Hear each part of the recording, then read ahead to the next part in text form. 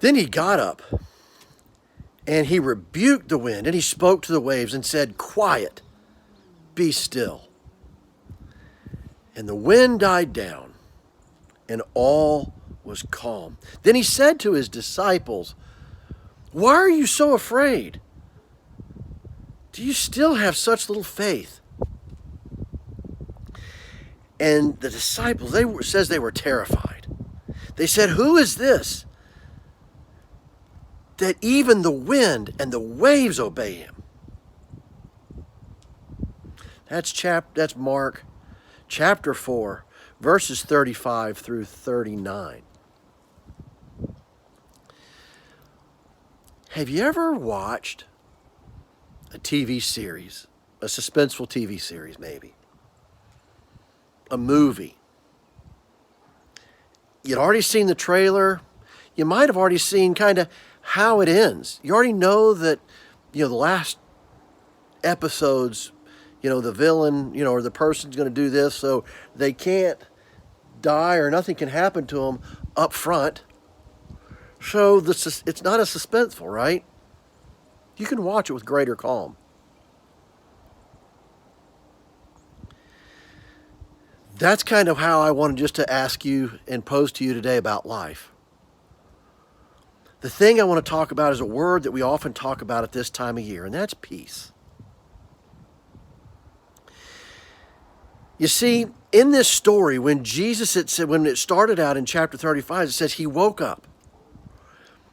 The part that before that, and the verses before it, talks about how the disciples were in this boat with Jesus, and the wind and the waves were just blowing and blustering, and the waters were filling the boat because the waves were so high and rough.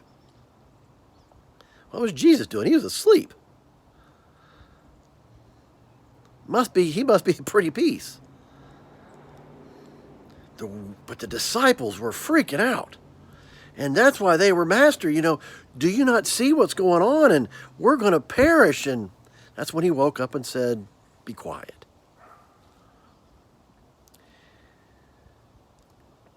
He said, "You still have such little faith."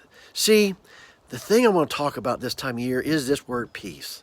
I think we have a misconception of peace is that that there's nothing wrong, that there is no chaos. That's not necessarily, I think, what God has in mind for our peace. I think peace comes in knowing that he's in control. That knowing the one who commands the wind and the waves, knowing the one that is in control of our lives, that knowing the one that says, "Quiet, be still," and even the wind and the waves obey him. So I think at this time of year when life does get extremely chaotic, when relationships roar in disharmony, when finances rear their ugly head and things are just chaotic, and we go, "God, where's your peace? I just wish I had peace." Please remember who controls the wind and the waves. You're his child. Here in the palm of his hands. Might it not work out the way you want it? Maybe not. But he's got you. It says in Isaiah 9:6, "For unto us a child is born, a son is given, and the government will be on his shoulders.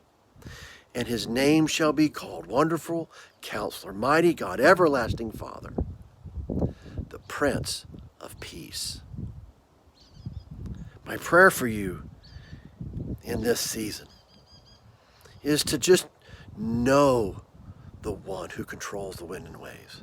And that in that, may the circumstances not be what you want them to be, but know that he will follow them through until it's good. I love you. Jesus loves you. The Prince of Peace loves you. Be awesome.